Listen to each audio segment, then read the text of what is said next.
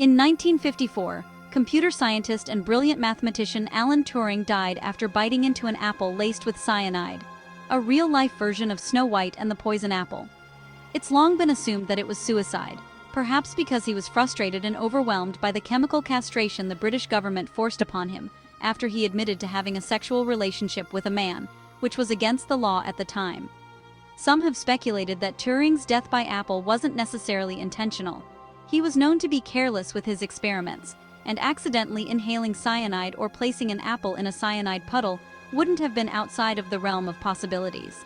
Others suggest that British security services considered Turing a high-security risk because he was gay, and may have sabotaged him rather than risk the possibility that foreign agents would blackmail Turing to obtain government secrets.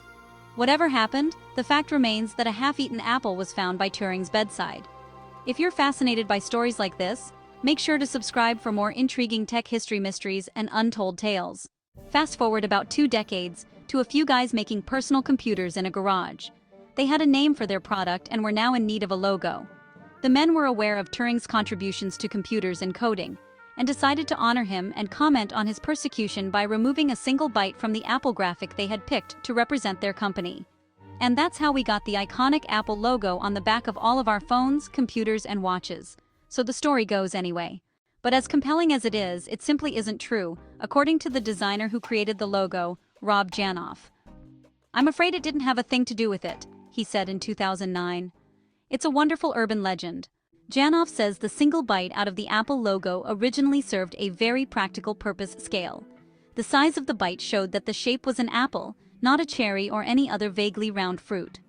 Other theories, that the logo references Eve biting into the forbidden fruit or Isaac Newton's discovery of gravity, are also misguided.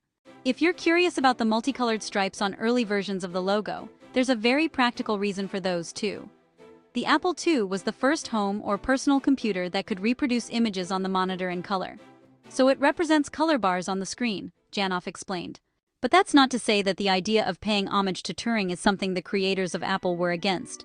When actor Stephen Fry once asked his good friend Steve Jobs if the famous logo was based on Turing, Jobs replied, "God, we wish it were."